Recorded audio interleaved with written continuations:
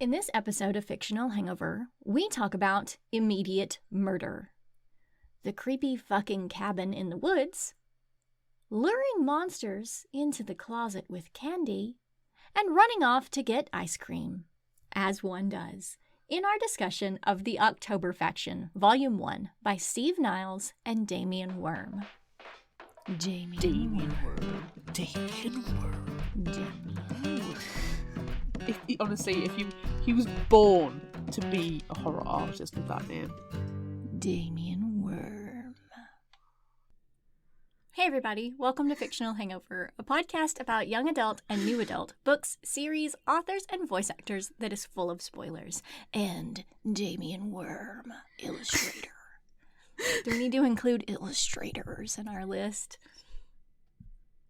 Why not? We have everybody else there, we might as well make it longer. I know, and I feel like we also need to add, middle grade, because every graphic novel that we talk about, with the exception of this one. Yes. Pretty much. And the one coming up for next month.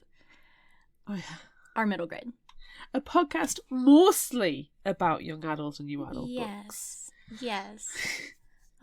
Hey everybody, welcome to Fictional Hangover, a podcast mostly about young adult and new adult books, series, authors, and voice actors, and illustrators. And the odd producer. Yes. That is full of spoilers and some middle grade graphic novels and just some weird stuff that we found on the side of the road. I'm Amanda. And I'm Claire.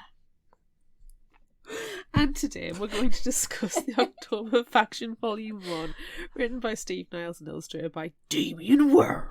Damien Worm. In a world full of middle grade, adorable characters, Damien Worm stepped forward. Clouds. So many clouds. A corpse. In the darkness. In the darkness. Damien Worm stepped Damien Worm. And drew demons. Do you know that I'm sad that I don't know more about Damien Worm because I've just created this whole world in my head about what Damien Worm is all about, and I don't know anything else that Damien Worm has illustrated. I don't know, but it's fair to say he's now my favorite illustrator. The question is now, do you want to investigate and potentially ruin the Damien Worm of your mind or not? He is on Instagram and Fictional Hangover follows him now because the art was beautiful, so okay, check it out. Okay, I need to. It's not even a difficult handle, it's Damien Worm. Damien Worm. Damien Worm. I'm sorry that we unintentionally love you now, Damien Worm. I mean, it's very appropriate. It's not kind of in a creepy way. No, it's not like with Steve West. The restraining order still hasn't come through for that, so I think we're scot-free. I think we're fine.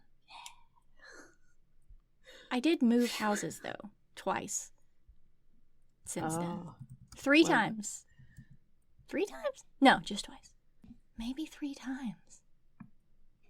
How long ago did we talk about Steve West? Claire, in a time where my memory is sepia-toned and slightly fuzzy around the edges, and every now and again it gets overexposed. Yeah. So I can't remember. We've been doing this podcast for so long. The two of us. Time has no meaning. Please cut to the old lady in Titanic. It's been 84 years. Anyway. Standard disclaimer? Have I done that shit, yet? We're already on to that. Yeah. If you haven't read this book, please remember that Fictional Hangover is all about spoilers. If you haven't read and don't want to be spoiled, stop listening to us and go read the book, then come back. If you haven't done this but want to pretend that you have, or if you don't care about spoilers, or if you just like the show so much that you don't care about any of that, then listen up. I almost started talking about the Netflix adaptation, and then I thought, nah. I haven't watched it yet. Nah, I only could watch the first one. Oh, it doesn't bode well at all. No, stick to the source material and you will love it. I genuinely thought it hadn't been made yet. And then I looked and I was like, oh no, it has been. So I No. put it on my to-watch list. But my attention span for television at the moment is like 5 minutes. So if it's not very good, I'm not in the mindset to be able to tolerate it. No, I mean, I only made it through the first episode, and the show didn't make it past the first season, so... I mean, that doesn't tell you anything when it comes to Netflix, because Netflix is notorious for cancelling programs. That's true, and it could get When it very should. much better, I don't know, but I didn't love it enough, having read Volume 1 of the series.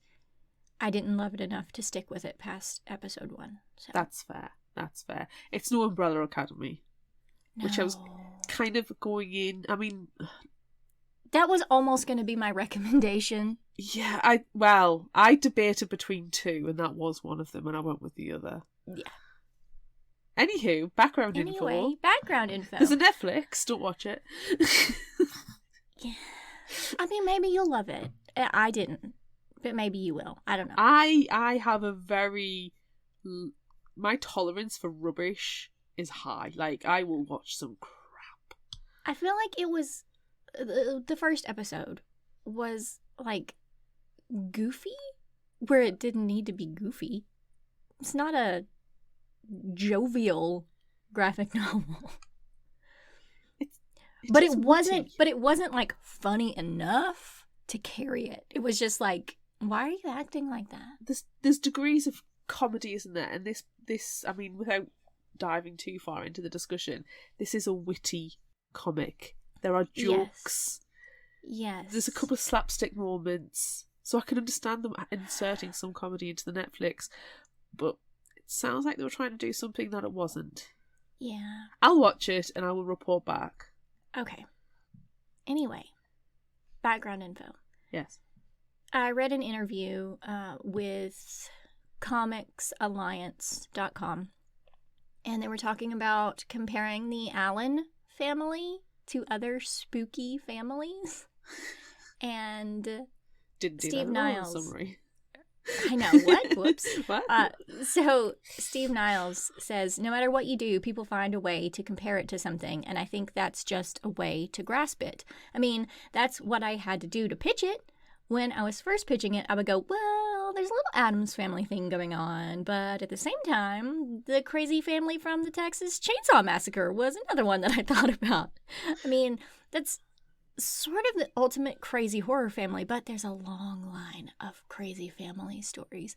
And, you know, if you just said to me, if you pitched this to me, Addams Family plus Texas Chainsaw Massacre family, I would be like, yes. Yes. I think I pitched it as I finally found a YA horror graphic, and that was it. I don't even know if it's YA. I feel like it's more new adult. I agree. It was on a YA list, though. That's where I found it. Yeah. Well, I mean, there are teenagers involved. Exactly. But I feel like it's more, right now, at least in Volume 1, more focused on the grown-ups. Yes. Yes, I agree. Yeah. I feel like we've covered a lot about, like, initial thoughts. I know. How long have we been talking already? Like, too long. But I 40 will minutes? say one thing. What? And this is directed straight at Jackson Ford. This is nothing cute or adorbs. There is nothing cute or adorbs about this one. No. Yes. Yeah. Yeah, I agree with that. And I just want to say, give me all the horror graphic novels. So all of them. All of them. That's what I should read from now on. Yes. Well, you know which series is my favourite. I do. And I have a feeling you're going to talk about it again. It's not the first time I recommend it, and it won't be the last time I will ever recommend it.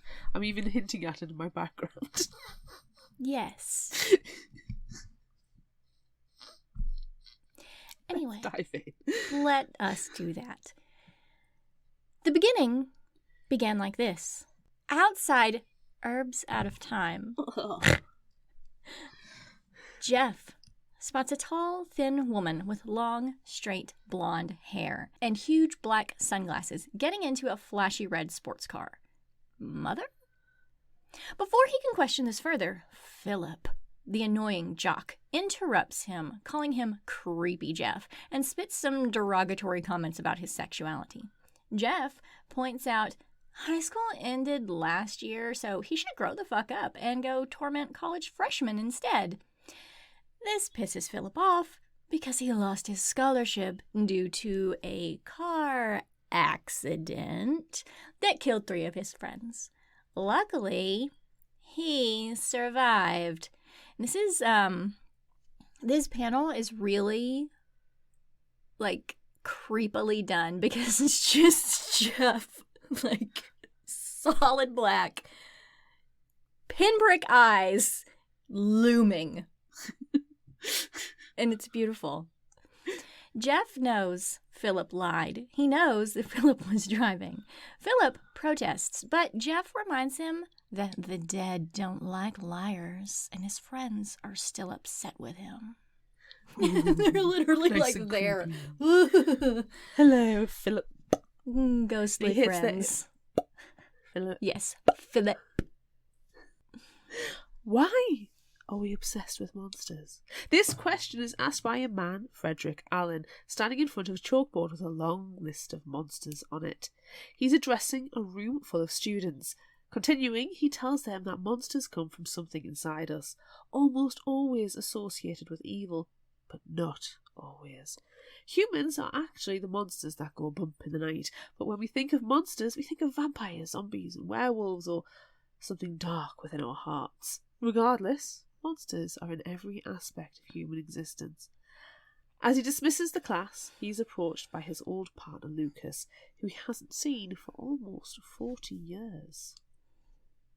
Together, Frederick and Lucas have a drink in Frederick's very opulent office, surrounded by artifacts and trophies from his life, and toast to the old days.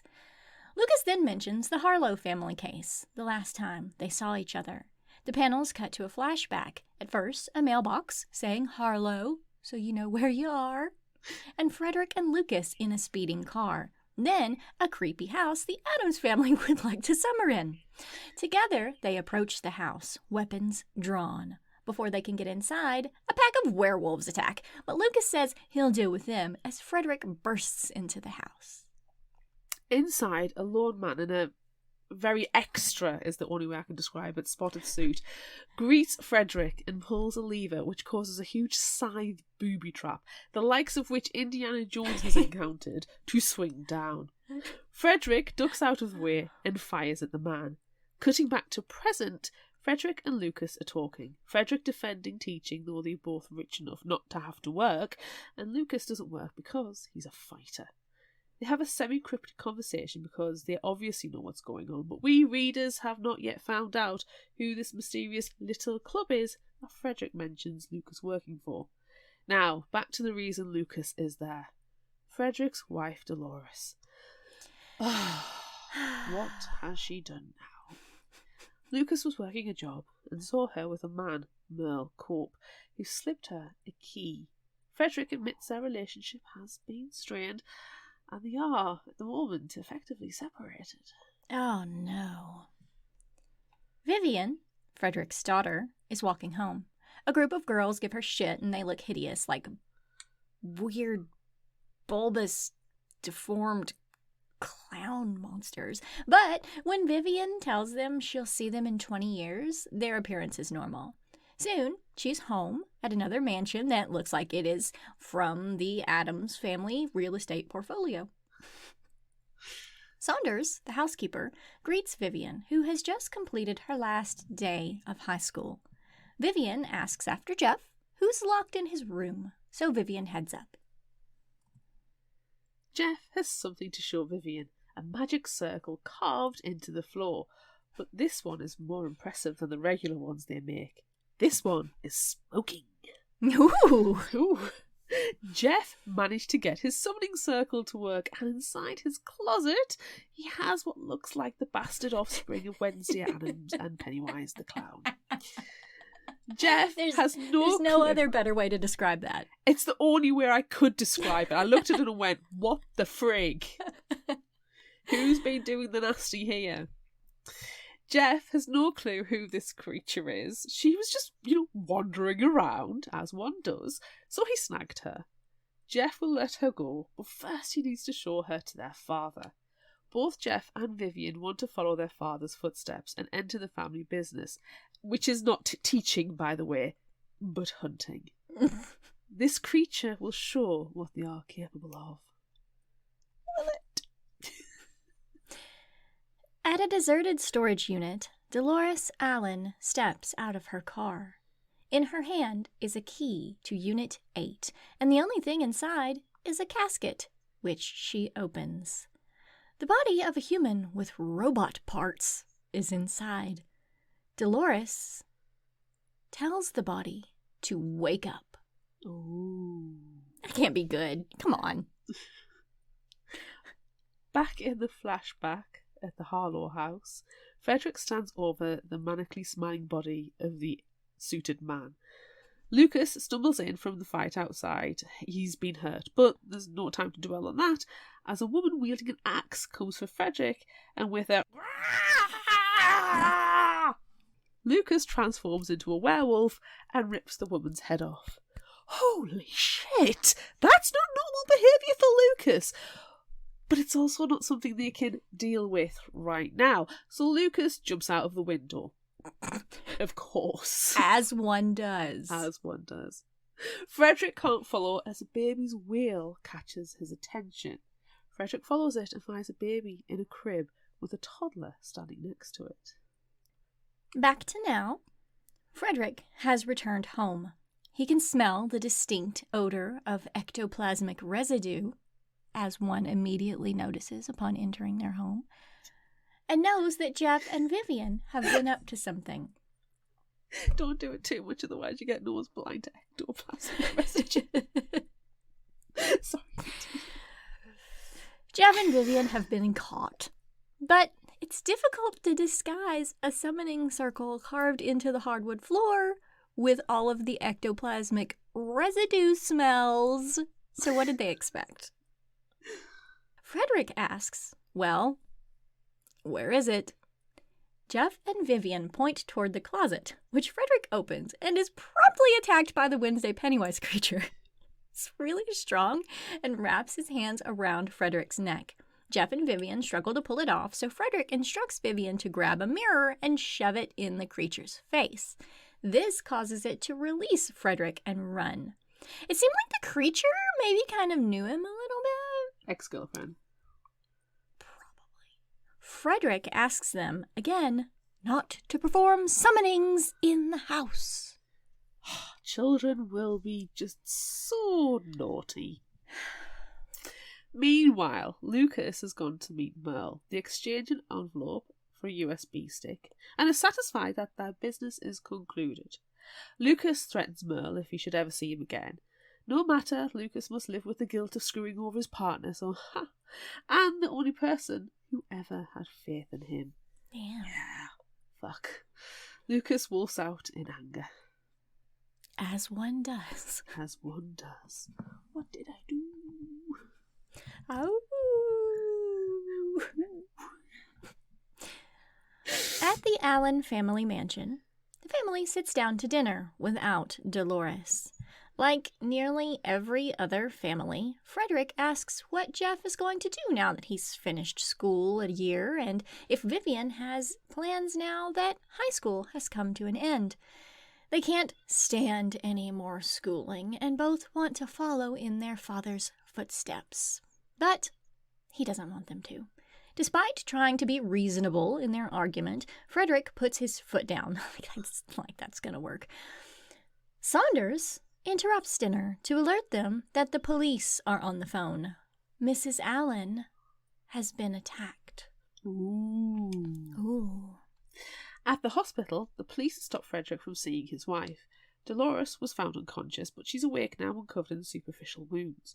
The policeman tries to question Frederick, but he refuses until he has seen Dolores. Frederick, Jeff, and Vivian are allowed in and try to talk to Dolores, but she's still asleep. Frederick notices a bolt in her open palm, though. That's not good. I wonder something about having a bolt in your hand, but you're in the hospital, like, surely you've been jostled around enough, being, unconscious and moved from the place where you were found unconscious to, like, a stretcher, to the ambulance, to in the hospital, to from the stretcher to in your bed, and you're still holding the bolt in your hand? Like, the police didn't see it or question it at all? Did somebody put it there? But then surely they would have stopped the very obvious robot face from... Sorry, I'm getting ahead of myself. Windows. That's all I'm going to say. Windows. Windows. Okay. Yes. Jeff and Vivian are sitting in the waiting room. Who would do this to their mom? What does their dad know about the bolt? Maybe they should just become hunters on their own. Logical conclusion. As they sit, Phil comes over and says he's sorry about their mom and that he's thought a lot about his conversation with Jeff the other day and wants to apologize. Phil takes Jeff to the cafeteria for a drink, leaving Vivian alone to celebrate. She's obviously picked up on the attraction between these two boys and Phil's internalized homophobia.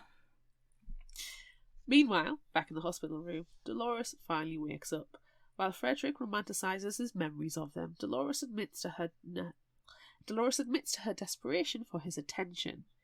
She misses how they used to be and thought if she let Robot Face loose, they might be a team again and that Frederick would return to himself. Frederick promises to think about going back to his old life, especially as he has Dolores and both their children trying to pull him back.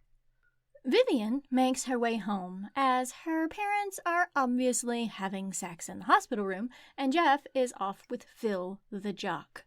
As she walks, she is followed by Robot Face. Vivian senses she's being followed and calls them out. Then Robot Face steps out and tells her, "Your father killed my father." Oh shit, better start running. Just as Robot Face launches himself at Vivian, Lucas, as a werewolf, takes him down and a seriously cool and violent punch-up takes place as Vivian escapes. I like the fact that she doesn't hang around. She gets the hell out of there. No, she's smart. As they pause, Robot Face says he only wanted to talk, but Lucas points out he has a funny way of showing it. They fight some more and Lucas wins. Lucas turns back to human to question Robot Face. He says he didn't attack Mrs. Allen, he only wants Frederick. He actually thanked Mrs. Allen for freeing him. Interesting. Back in the hospital cafeteria, Jeff and Phil are chatting. Phil wants to know what Jeff meant when he said the dead don't like liars. Jeff can hardly tell Phil the ghosts of his dead friends are hanging around him, but they definitely are.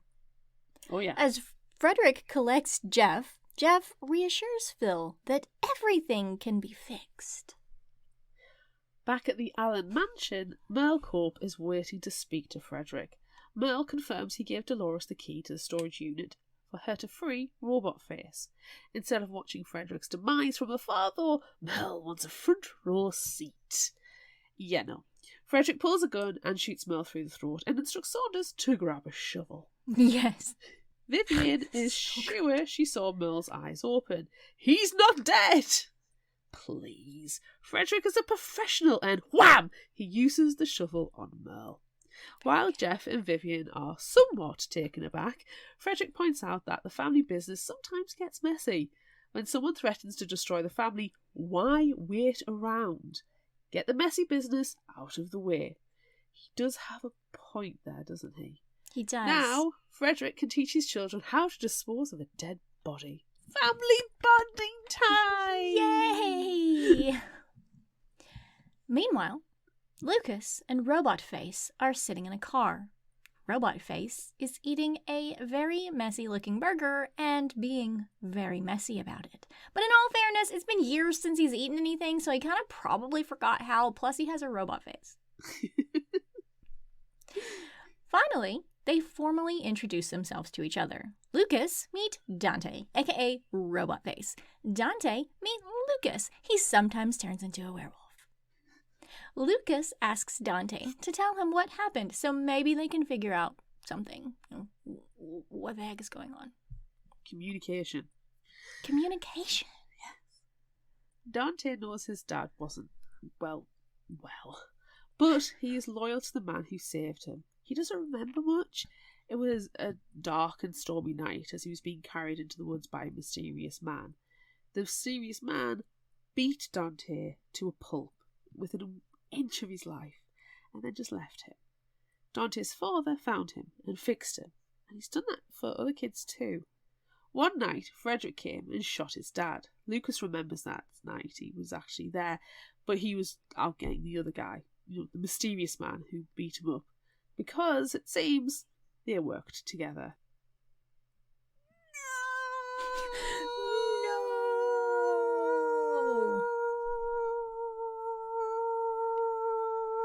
No. And Dante just runs off. I mean, what can you do after that 28-second no? You Sit have to and run. absorb it a bit longer, finish your burger, ask for an ice cream. No. You must immediately flee. Jump out the would say window. ice cream. As I one would does. say ice cream. Run off, ice cream. I think ice cream's the answer. Run off to get ice cream. Run off to get ice cream. Ah.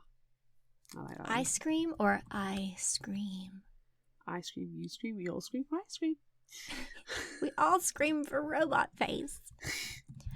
Back at the Allens' house, they're moving Merle's body to the hearse before they go and find a suitable burial site. This is convenient and also appropriate because their SUV is in the shop. While Jeff and Vivian think their father is trying to scare them with reality, honestly, he's just not hiding the more unpleasant side of the family business anymore since they're so set on becoming hunters. As they're digging Merle's grave, Vivian tells Frederick about Robot Face's attack, what he said, and how she was rescued by some wolf guy. As the Allen family are having a lovely time family bonding by burying a dead body in the woods, they don't notice a gross-looking lady watching them from between the trees. Ugh. Yeah, she's like... ugh. Once they've sped away, she lights a cigarette and walks to the freshly dug grave, encouraging what is in it to hurry the hell up. Merle's reanimated corpse crawls out. Yes. Dante is standing outside the Allen mansion, and inside, Frederick is telling Vivian that Dolores is being discharged from the hospital. They share a lovely father-daughter moment before he leaves. However, when he comes home, Frederick needs to talk to Jeff and Vivian. He needs to prepare them to become hunters. Outside, Lucas is waiting in his car and takes Frederick to the hospital. They give each other shit about each other's cars before Frederick mentions Dante and Vivian's run-in. But Lucas has something else he needs to discuss and it's not pleasant. Frederick tells Lucas he already knows about Merle blackmailing him and is fine about it. And Lucas is quite frankly gobsmacked that he knows. But, unfortunately, that's not what Lucas wanted to say. He has cancer and it's aggressive and inoperable. However, the pain in his gut from the cancer goes away when he transforms, so he would like Frederick to run tests on him when he's in wolf form to see what the heck is going on. Okay. This will take some thought, but he will do it. Of course. Science! Back at the Allen mansion, Jeff has seen Dante standing outside and approaches him, asking if he's stalking his sister. Dante doesn't understand what stalking is, so Jeff explains before promising Dante if he ever goes near his sister again, he will regret it. Dante doesn't take this kindly and rushes Jeff, who is definitely able to hold his own in a fight with a part man, part robot. As they fight, Dante realizes that Jeff is Frederick's son and, with a neat uppercut, knocks him out. Robot punch. Super mega robot punch. In a creepy house, it's awful. So in the creepy. woods, Opal, who is the gross lady from the gravesite, is hooking Merle up to some sort of machine that looks like an old wooden radio with lots of wires coming out that are attached to various parts of Merle's body. Is it a body or is it a corpse? I mean, it just depends on how you use the word body. Yeah. his body. Or his body. That sounds exactly Ew. the same. That doesn't mean anything. Please don't but, do that again in this situation. Okay. But you know, that's what Opal's saying. Especially given exactly what Opal's about to say. Oh, anywho. I feel like you need to voice Ma. A voice from upstairs is screaming that she wants to see my boy! And Opal My shouts, boy! My boy! Give me my boy! Bring my boy up here! You need to go full Arkansas for Mama. And Opal shouts up to her Mama that she's trying to fix him! Damn it, why won't she shut the hell up? Mama makes Opal so mad. Which, frankly, isn't great for Merle, as Opal is about sticking with a syringe. But boy, Later. you did. Will it hurt? Later, Merle is lying on a bed, and Opal coyly suggests that as they aren't actually family, Mama said they could, oh, no, No. don't. No. Oh, that's a bad place. You know that ain't your brother, that's your cousin. Go on. Oh, that's just so nasty. Also, he was literally just dead. So how do you feel about that? What does that add to this disgusting situation? I like the fact that it's Merle pointing out, as he is disgusted with Opal's suggestion, I was literally just dead. Yeah. She's like, yeah, I know. I should have done something before, while you were still dead. Opal has certain tastes. Gross. As Opal is calling Merle names for rejecting her, he pulls a gun from somewhere. But he's not holding it very steadily. Probs because he was just a corpse, and also because he was just sexually hit on by his cousin? Probably his cousin. I mean, is it an adopted family? But still gross. It's adopted family, but I also wonder, potentially for the discussion, but I want to mention it here, Opal, reanimated corpse? Or no? I know, which is worse? Which is worse? We need to replace one of our would you rathers with this question. Okay, well, let's continue with the summary while we consider this. Vomit! But I would just like to point out...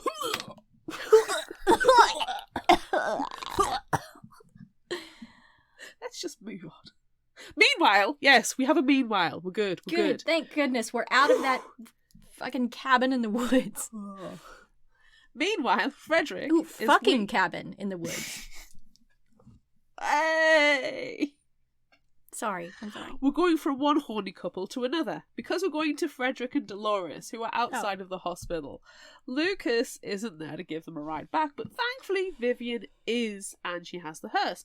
And though there is room in the hearse for the fucking Dolores is promising Frederick, yeah, their daughter is driving, and that's just not appropriate. Please don't do that. Instead, they update Dolores about Merle. As Dolores opens the front door and offers thanks that they got out of the hunting business for a normal life, they find Saunders tied up in the foyer. Once her gag is removed, Saunders screams that Jeff is upstairs. Frederick, Dolores, and Vivian dash upstairs and find Jeff tied to a chair and gagged.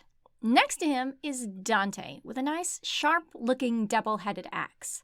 Dante tells Frederick, "You made me watch my father die. Now you can watch your son die." And then I just want to go beep, boop, boop, beep, bop, boop, boop. Because he's a robot.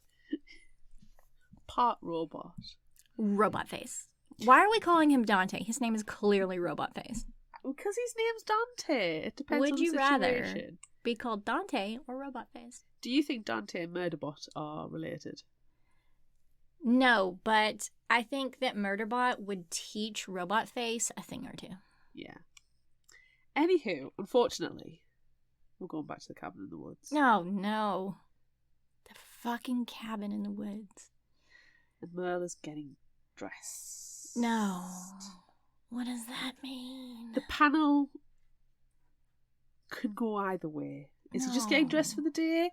Or has he succumbed to No. Opal and her No. pleasures? Well, Opal tells him to go and see Mama before he goes. Merle declines despite Opal's warnings, but if Merle can bring 4 more back to add to her family, that might appease Mama. He just, needs to use one of the bodies from the storage unit. Yeah, that's fine. You already got it. It's fine. It's got one there. Makes you wonder what Opal's been doing with it. No.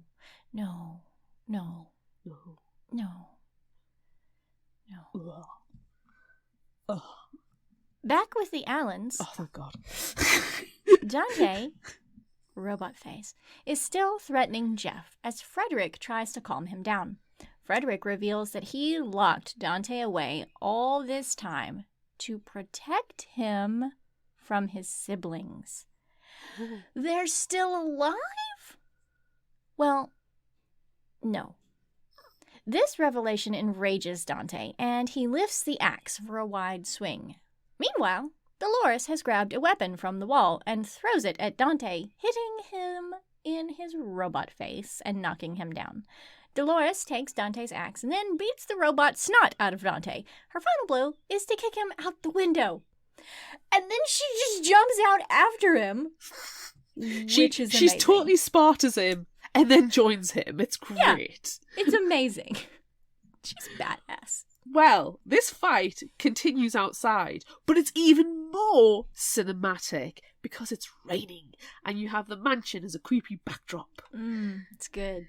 Dolores, she freaking absolutely owns Dante because you know what? No one messes with her family.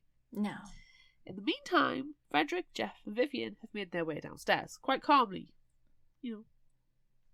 They didn't use the window, they used the actual stairs. Right. Frederick knows just how to deal with Dante, but they really need rope. And a nice family dinner. Dante will get exactly what he deserves. With Vivian's help, Dante is able to eat. I mean, he just ate a hamburger and ice cream in our version of the story. Version, yes. But he's part robot. That's a high processor. You're right. It must be, very high metabolism. Yeah, you're right. Frederick's plan is to give Dante a bit of normalcy and be nice to him, even if it kills him. Dolores, Jeff, and Vivian exchange looks, and Dante protests. He tried to kill Jeff. He wanted to kill Frederick. Frederick insists that Dante will fit into their family perfectly. They are, after all, a family of orphans. Wait, what? Huh? Well, what? Revelation time. Frederick admits he is not Jeff or Vivian's biological father. He found them at the Harlow house. It's the baby and the toddler. Yeah, Jeff and Vivian figured that out years ago. It's fine. Yeah. They look nothing like either of their families. They sit there and go, yeah, you guys are blonde or we're not. Yeah, not at all. Oh. Huge tip off. Yeah. Well, as Vivian unties Dante, Frederick declares this month, their month, before raising his glass for a toast to Dante joining their family and to their amazing family, the October family.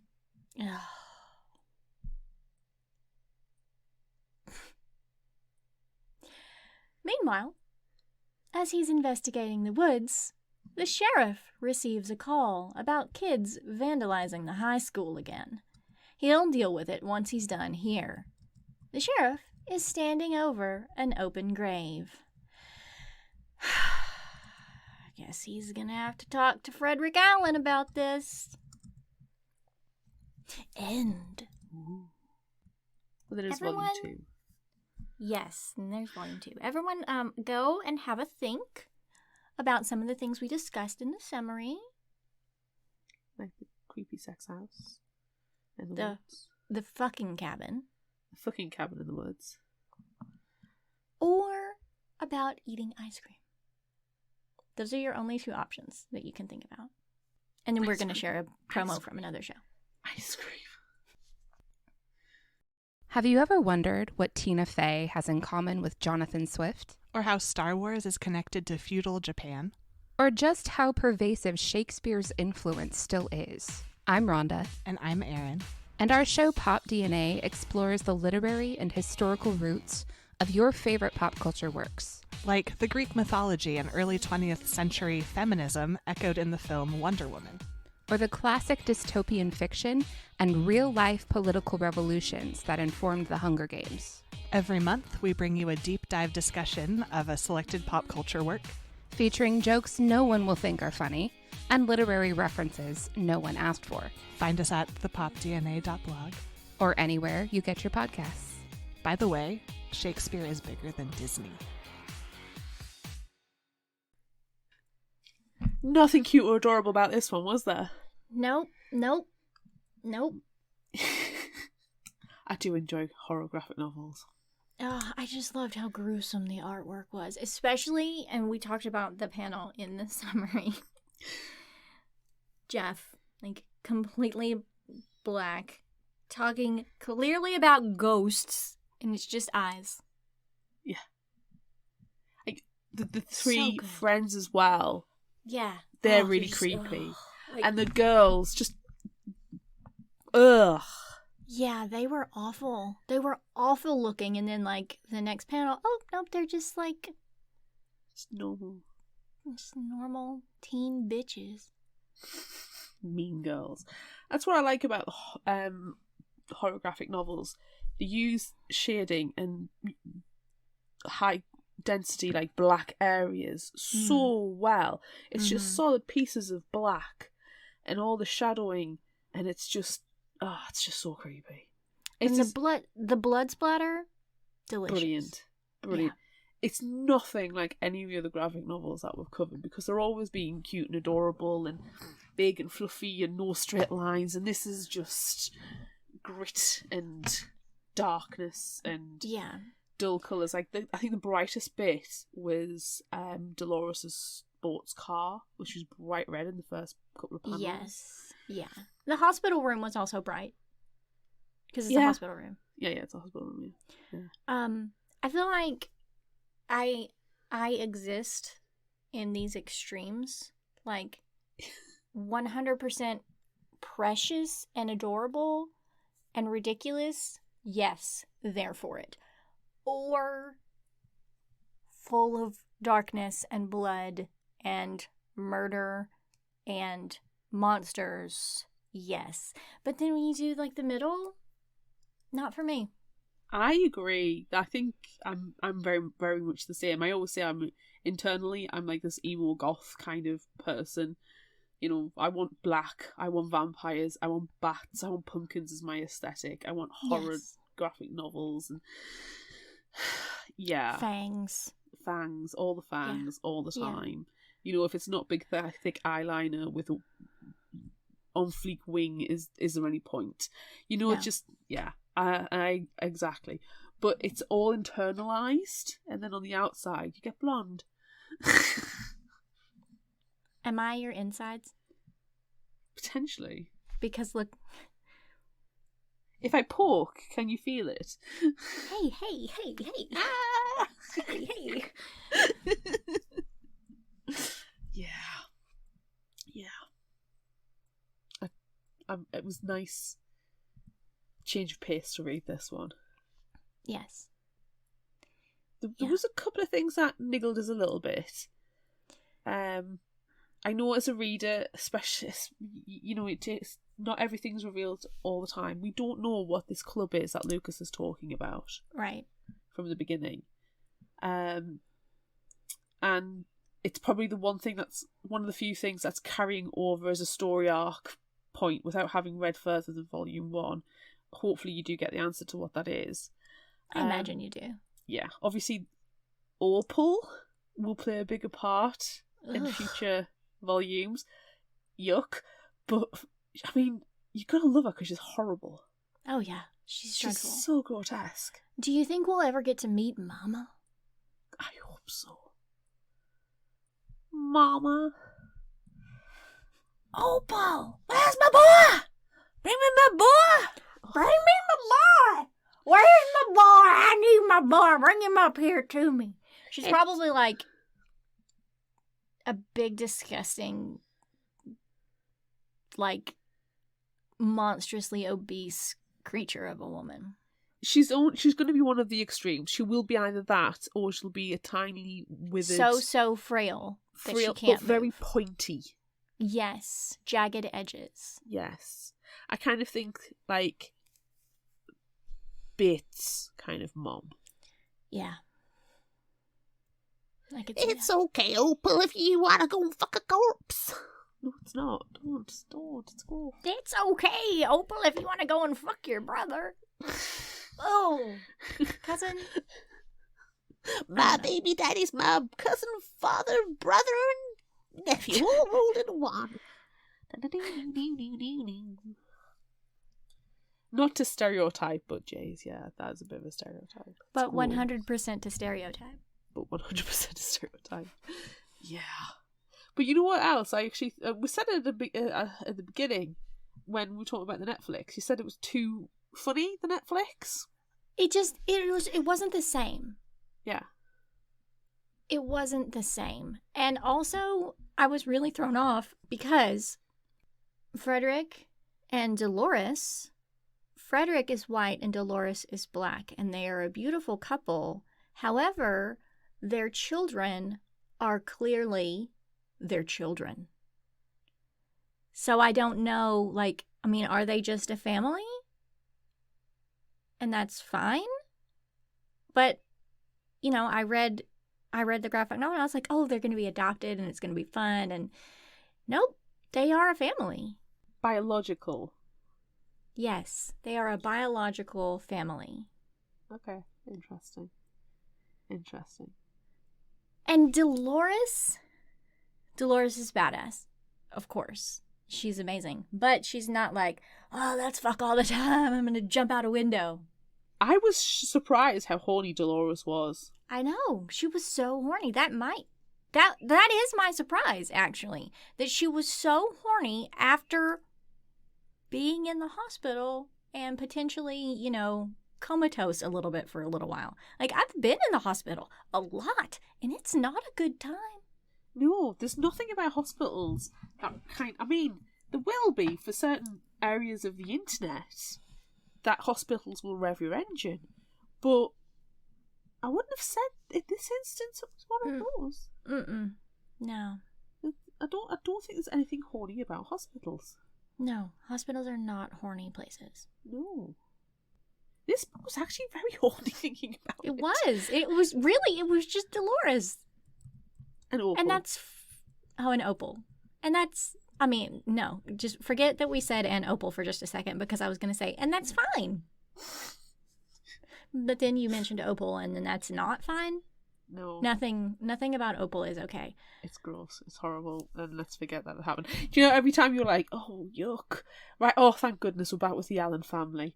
I feel like I can scrub my eyes now. Yeah. And then suddenly you're like, no. We're going back to the creepy... No. The fucking creepy cabin in the woods. Right. No. Don't go there. I don't like it there. No. I don't want to go there. No.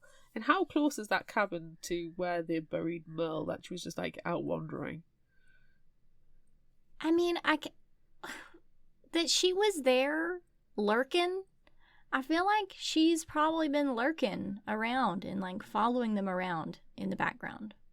She knows all of the good grave spots in the area. Yes. I feel like she might, you know, be paying attention to Merle. Obviously.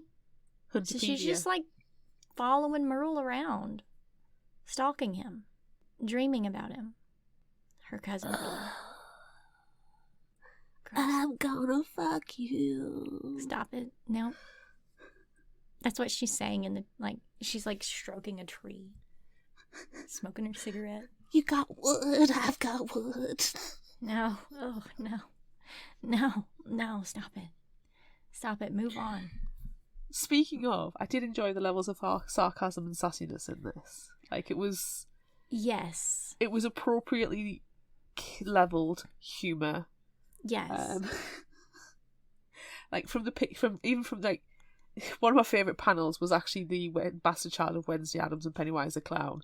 Yes. When she's in the closet and you can see her in the closet and she's like, I'm not happy. You're like, oh shit. You've got a freaking monster in the closet. Who does that? Obviously. Yeah, how'd you even get the monster in the closet? I mean, you summon it, and it's obviously going to appear inside your summoning circle that is still smoking with ectoplasmic residue that you can smell that permeates throughout the mansion. Should have used Febreze. Maybe. But how do you get that monster? I mean, it had to have been really quick. They summon this Wednesday Pennywise and then go, oh shit, and then just shove it immediately into the closet like a surprise attack. Because how else are you going to fight this? To put a red balloon inside. Yeah, and a little paper boat. Yes. Well, they just were like, would you like some treats? We have and they make a trick-or-treat mix. They make a trail to the closet and shut her inside. Yeah, like that's little Hershey's fine. Kisses. Cookies and cream Hershey's Kisses. Yeah, that's also fine. I could see that. Of course. How else do you get monsters in the closet? It's how you get monsters out of the closet as well. And then you sit and have a conversation about being true to yourself, but taking your time and no pressure, and that you'll love them anyways. Yeah. Well, I mean, that's what happened at the family dinner at the end. Do you know what? You're just part of the family now, okay? And he's like, okay. How nice was that? This is a YA, and I'm saying it's YA, family revelation. We have a mother who loves her children and will kick ass for them. We have a father who wants to protect them from the monsters, but then they're sitting down at a table and having a nice dinner, and they're just, they're having a conversation. That's how you can. Is that? That's how you can tell it's not YA. Oh, and they're like, oh, hello, Dante, who turns out only 13 years old, and like, would you like to join our family? You'll be a great fit. And he's like, yeah, go on then. It's like, okay, let's celebrate. That's how you can tell it's not YA, though, because there's, family communication. There's communication and positive family dynamics. Yes. So then we've moved past the teenage angst and we've moved into new adult where everything's settling down and making more sense. Ah, that makes sense. Do you know what didn't make sense? There's two things that didn't make sense to me. What? The shoehorning. Right.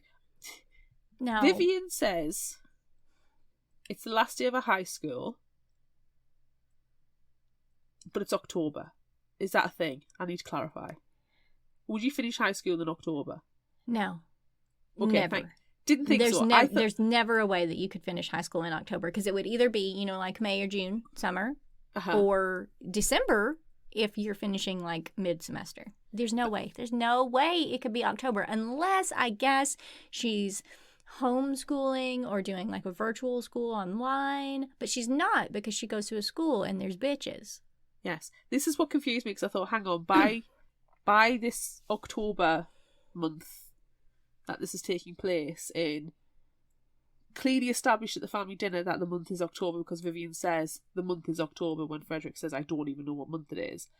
Then I was like, hang on, it should be June, July. I'm not too sure when the US school term ends, but surely it would summertime. June.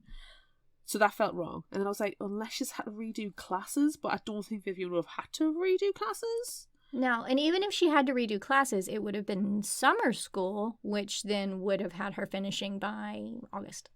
Exactly. So that felt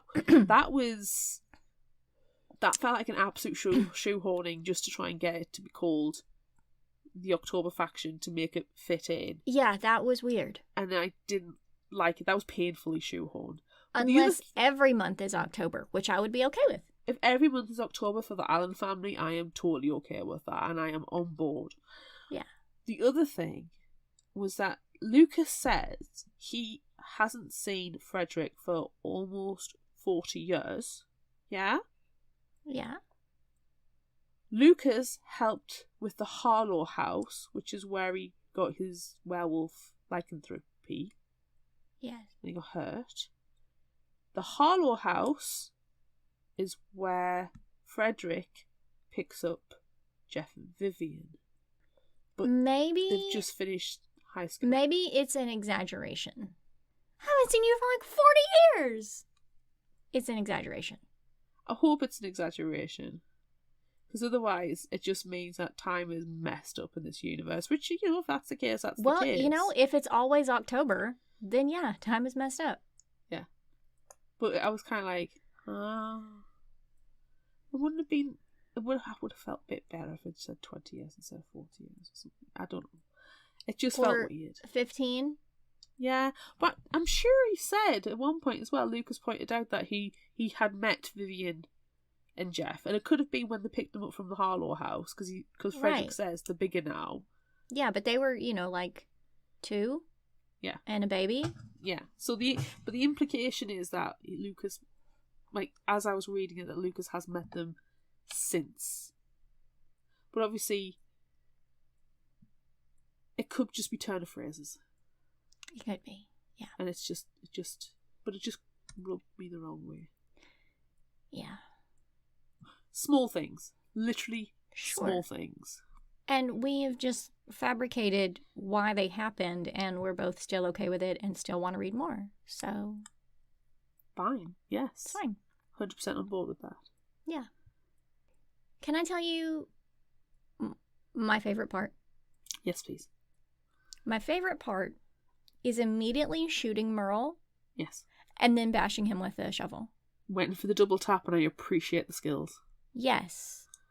There was no, like, lollygagging, even though Merle obviously just reanimated, but there was no pause, there was no, let's give him a second to explain, nothing, just bam, shovel. And that was great. Loved that was it. great to me. No messing around. Yeah. Immediate murder. Exactly. Don't threaten somebody's family and not expect to face the consequences. No. Immediate murder is the only answer. Yes. And it's the best answer. Yes. Immediate murder. Yeah. Do you think Merle would have reanimated without Opal telling him to hurry the hell up? Probably, because it seemed like she already knew him. You know? So whatever is going on with that, it seems like maybe he just often reanimates. I feel like that's just what he does. And everyone's like, oh, Merle's dead again. Give him a few seconds. He'll come back. Also, he got bashed with a shovel, so his face was remarkably face-like. Yeah, he was awfully healthy looking corpse, wasn't he? Yeah. So maybe Opal is just following Merle around. Maybe. Or, I mean, maybe that's their family. Maybe that's what they do. Maybe they're zombies. Maybe they're a family of zombies. Yeah. We need to read on. We do. We clearly need to keep reading. We need to read more. Yeah. Did you have a favorite character? I don't know if I had a standout character. But Yeah. I did like Jeff and Vivian. I like the fact that, you know, the brother and sisters that actually got on. Yes. Jeff being, you know, conscious of Vivian having a stalker and wanting to be protective, and I enjoyed that. But also Vivian rooting for Jeff and Philip the jock. Yes. Yeah.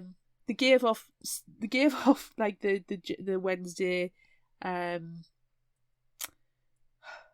Pugsley vibes, but not properly. Like, because Wednesday is always trying to murder Pugsley. Trying to murder Pugsley, yes. Yeah, but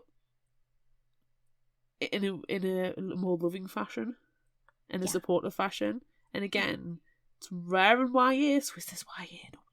That's why it's not YA. That's why it's not YA. So I did enjoy that. I did enjoy it, and I'm looking forward to finding out how they fare as hunters, and also what their mystical magical powers are, because quite clearly they can see dead people.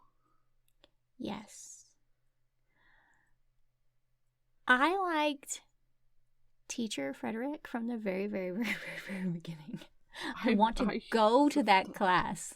What is the class? What course is this on? I And don't can I know. enroll?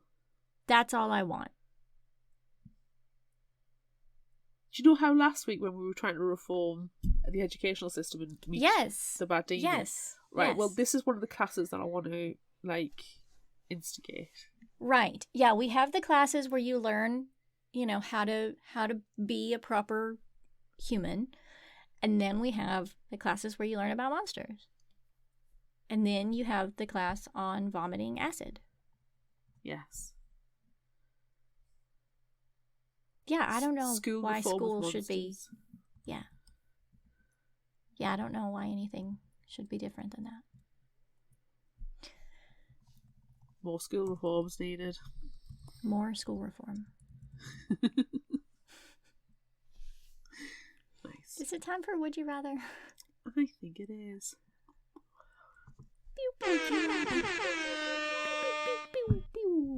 We asked on social media, would you rather be a reanimated corpse or a human made with robot parts? We've asked the robot parts before with Cinder, but it was Right. slightly different. Different. That's very It different. was very different. On Facebook, 87% of you said robot parts. On Instagram, 58% said corpse. On Twitter, 67%. No, X. Call it X. It's not X on mine, it's Twitter. I refuse to X. press the update button. X. The app formerly known as Twitter, currently known as God knows what, is 67% for corpse. And TikTok, 71% robot parts. It's more of a split than I was expecting. Yeah. Yeah. We have Corey comments. Corey on Facebook said, I want to live out my truest bionic woman fantasy and fight all the crimes. You do that, Corey. I Yes, Corey. I completely believe Yes. Corey could do that. Yes. Badass. Colin on Facebook said, it's got to be Robo Colin. Being a reanimated corpse has all sorts of problems ranging from thing rotting and falling off to the whole consent thing of being reanimated in the first place. Robo Colin is all good. The fleshy is flabby and weak, but the metal is strong. Iron within, iron without! Excellent. Somebody got excited. Emily on Facebook said, even though I would love to be a reanimated corpse like it's like it's from the movie Swiss Army Man, which everyone should watch that movie with Daniel Radcliffe, I want to be a human with robot parts even more for the reasons that other people have mentioned. Bree on Facebook said, I'd rather be a human made with robot parts. Metal machines can be upgraded. Rotting corpsey bits, not so much. Cody on Facebook says robot parts would solve some problems for sure. Lydia on Facebook said, Steph says all of the above, but she wants to know, how long has she been dead and will Jude Law show up and repo my body parts? Important questions. That is a very important question. And I love that Steph has just randomly popped in here in this conversation because if everyone will remember, Steph is our artist who drew our little caricatures. And this is just where she comes back to talk about Jude Law and repossession of body parts.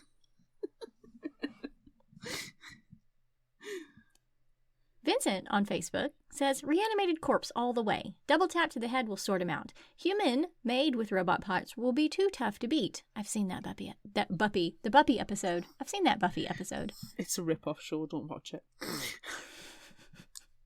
Spooky Aurelian on Instagram said, reanimated corpse. Just that. That's all you need to know. That's all you need to know. TJ Purrett's author on Instagram says, in my real life, robot parts, because this is pretty much already happening. In fiction, probably the same because I don't like zombies. Fair. Scully Joe on Instagram said, reanimated corpse, of course. I'm fabulous, darling. It's hard to take Scully Joe seriously. He's downstairs on the sofa sitting with Bigfoot. For those who are wondering where he is in the background. Yes. Coral Reef Book Reads on Instagram says, I feel like a corpse might be a little smelly, so let's go robot with bioactive strength. She raises a good point. She does. The smell. Did you The get smell is anything important. from the library? Oh, most everybody wants to be robots. There was only one reanimated corpse. Everybody wants to be robots, mostly because corpse is ew, and they can get powers from Corpse robot is parts. goo. No, ew. Ew. Yeah, it's just Yeah. so corpsist. Yeah. Although the one person who wanted to be a reanimated corpse then drew a picture of a vampire and also a plague doctor mask. Which is, if you ask me, is a selling point. Yeah, I mean, it sold me on my response because what is a vampire but a reanimated corpse? Exactly. Depending on the mythology, but right. yes. And I already have robot parts. So I already feel half dead. I'm dead inside, so. Just need to add the fangs. Yeah.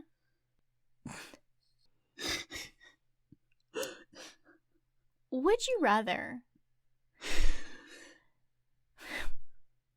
summon the Wednesday Pennywise creature or wake up robot face? Now, you see, the thing is with Robot Face, he's 13. That means you've got to take care of a child. Sure. And, can you be bothered with that? Which sounds awful, but still. I'm going to summon the Wednesday Pennywise creature, and we're going to have a night out. Or a night in and watch movies. Sure. I think Yeah. we'd like popcorn. Yeah, I mean, as much as I love Robot Face, just thinking that he's so young, takes some of the fun away from Robot Face. So, yeah, why wouldn't I want to summon a creepy fucking monster? Imagine the things you could learn. Yeah. Imagine the And if makeup we tips. Yeah, and if we can lure it to the closet for safekeeping with candy. I mean, we've established that we're luring monsters to the closet with candy. How scary can you be? I just keep thinking, what would be their favourite? And I'm sure, isn't there a movie where there's a monster and they give it candy bars or something, paydays or something? I don't remember. It's going to come to us at 3 o'clock in the morning. Sure. Okay. Would you rather fight Lucas in werewolf form or Dolores? It's going to be a hard fight. It is. So you're going to get the snot beaten out of you. Yeah. I mean, probably Dolores, because then it would become sexy. Yes. Do you want to do it in the rain with the creepy background, or house in the background? Yeah, and lightning flashing and stuff. Yeah. Yeah, I feel like that's better. Potentially move over to the graveyard. Right. Yeah. With Opal standing there, breathing heavily in the background. And all you see every now and again, it's just a black character with pinprick eyes, and every now and again, Right. if the face glows up with a cigarette light. Yeah. And Very Sin City. yeah. And mess the fuck up teeth, because I'm sure she has disgusting teeth. Oh, you know she's never been to the dentist. Never. Never. Plus less chance of turning into a werewolf if you get scratched or bitten by Lucas. Right. And as we've established many, many, many times, see all previous episodes of Fictional Hangover, we would rather be a vampire than a werewolf. Exactly. Would you rather prove that you're ready to be a monster hunter by summoning Wednesday Pennywise, or by digging a grave, or by not freaking out when your dad calmly shoots someone in the throat before asking for a shovel to smash the corpse in? How do you prove that you're ready? How do you prove you're ready? Digging a grave's just digging a hole. Right. So really, okay, so let's take that one out. Okay. Summon Wednesday Pennywise, or calmly watch your father shoot someone in the throat and then bash his head in with a shovel. Oh, both of them have got the merits. Summoning the Wednesday Pennywise creature, that proves you have that skill. Yeah. But not freaking out shows that you can control your emotions. You are calm under extremes. Yeah. And that you're like, yeah, okay, next step is to then go and dig that hole. Yeah. I feel like that proves your metal beather. That, I can't say words today. That proves that you're ready for it. Yeah, I'm going to go with the not freaking out when your dad calmly shoots somebody in the throat before asking for a shovel to smash the corpse in. Yeah. Because Yeah. that is something that you can easily learn to be calm under that situation. Right. Whereas a creature, is something I feel like you could probably learn. Yeah, and also, I mean, you're not ready for the monster hunter family life if you shove your summoned creature into a closet because you don't know what to do with it. Exactly. But What do you do when all the candy's gone? You're stuffed. Right. But if you can remain calm when your dad shoots someone in the throat before asking for a shovel to smash the corpse in, like that just proves you're ready. Yes. You're like, yeah, this is just another October. And the next time, you get the shovel. Yeah, you already have the shovel ready next time. Stash shovels around the house just to make sure. It's a good safety technique. Yeah. Yeah, I'm going to go for that one. Okay, yeah. Cool. Would you rather spend the entire day with the robot family or with the reanimation family? You want to meet Mama? You want to meet I don't Mama? think I want to meet Mama, but I also don't know if I just want to stand around with a guy who had saws for hands. But Mama will let you fuck any of my brothers. No. Ugh, no. And I'm I hanging out can with do the the robot family. same because of my brother cousins. I'm hanging out with the robot family. I'm hanging out with the robot family too. Though they do sound like, based on slightly off what Frederick was saying, that they were not nice people. Right. None of them are good. No. And some of them have saws for hands. But I would rather take the saws for hands than, like, spend the day with Opal and Mama. I know, because what would happen to you? You would turn into a corpse and be reanimated, and then you'd be one of Mama's children. Or would you be safe because they're not sexually attracted to you because you're not part of their family? But then they would kill you, reanimate you, and then be like, but Mama says we're not really related, so it's fine. Yeah, and also, can you imagine the smell in that house? Oh, do you know which one's the Resident Evil game that's set like in the yokel house, the Texas Chainsaw which one is Massacre? that? The seventh one? Something like that. Yeah. That's what was in my head. That Yeah. house. Yeah. Gross. Yeah. Disgusting. No. You're not eating the dinner. You eat the dinner. He ain't eating the dinner. No, he ain't eating the dinner. Chop off your hand. No. I don't want to be a part of that. Do not like. No. Oh. Mm-mm. Do you remember when we did the Monstrumologist and like the smell? Yeah, just the It's the smell. Monstrumologist smell. The smell of the foot boot. Oh. Foot boot. That episode was from 84 years ago. We've That come was 84 full years. circle at the end of Would You Rather, so I think we need to put a line under that. Yes, snap to Will Henry. Favorite final thought quote. I'm going to give you Snap three. to Will Henry. Snap to Will Henry will always be one. Holy shit! It's classic. It's classic. What have I told you about summoning in the house? Come on, we're losing light. It takes a while to dig a 6-foot hole.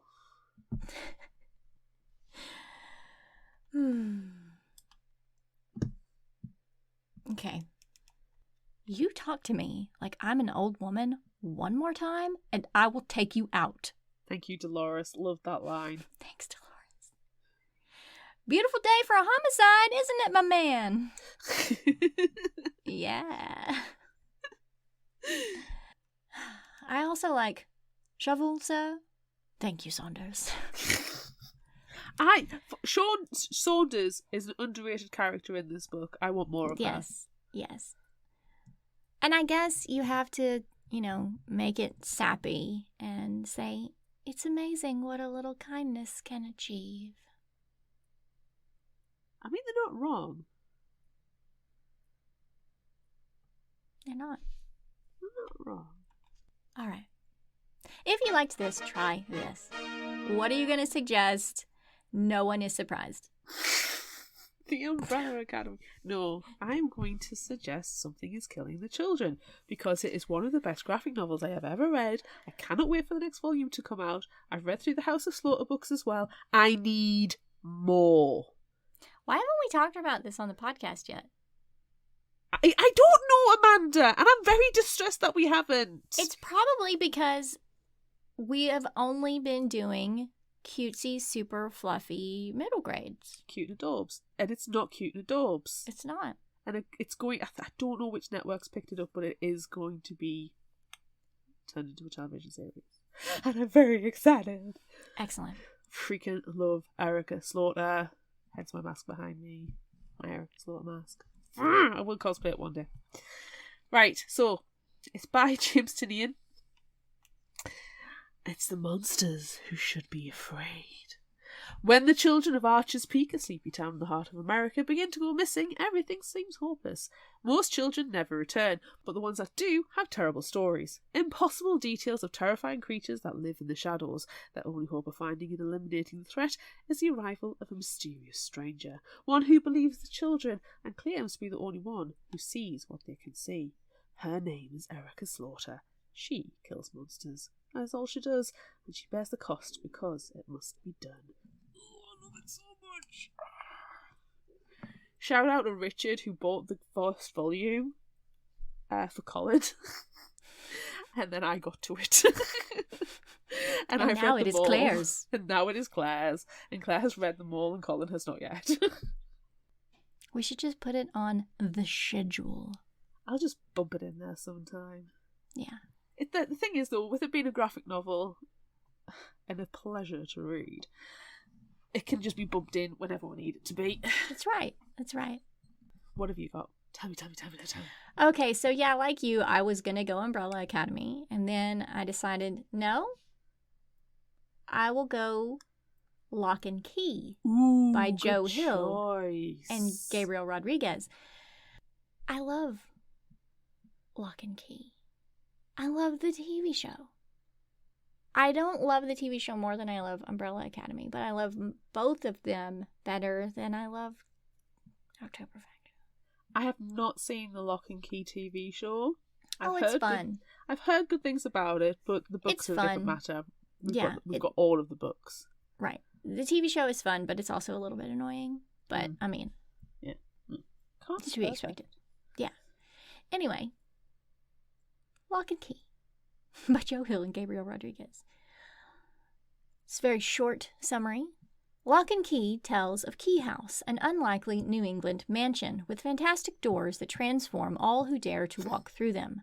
Home to a hate-filled and relentless creature that will not rest until it forces open the most terrible door of them all. Just give it candy. Just give it candy and put it in a closet. Yeah. But make sure that you don't use a key to open the closet door. Yes. Because then who knows what's going to happen? Put it in a regular closet. Do we have anything new in the Indie Spotlight? Yes, we do. And this is not a graphic novel, but... Is it Umbrella Academy? It's not Umbrella Academy. It just sounds a little creepy, and I feel like it would be a good match. Don't need to say anything more than that. This is a little creepy. The book is called Little X, creepy. And it's written by Y. Yes. The book is called Lacuna's Point, and it's written by Tim Meyer.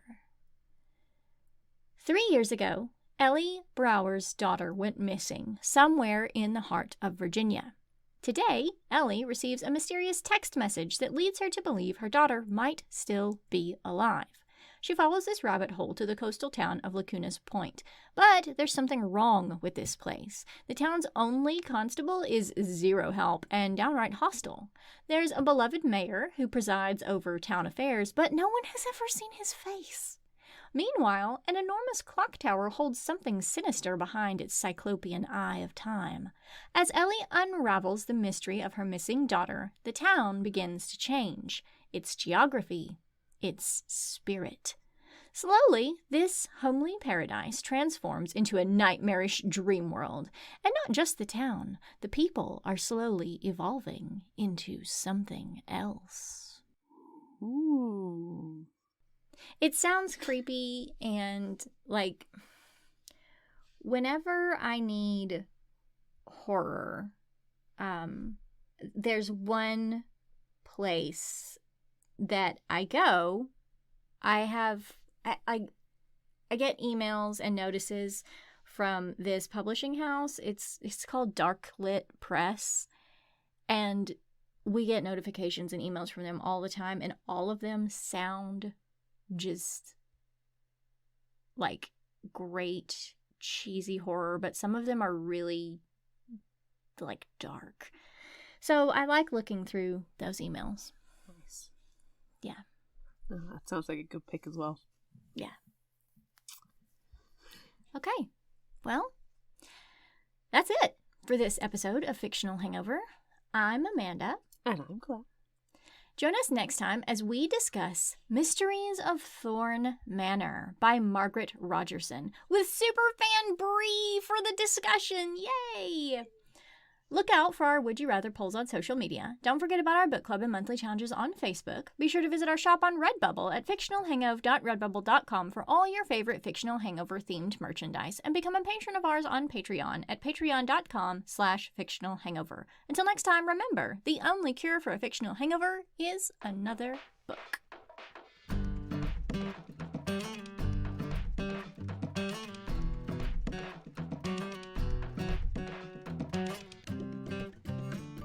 You can find us at fictionalhangover.com. Follow us on Instagram, Threads, TikTok and YouTube at Fictional Hangover. And find us on Facebook at facebook.com/fictionalhangover.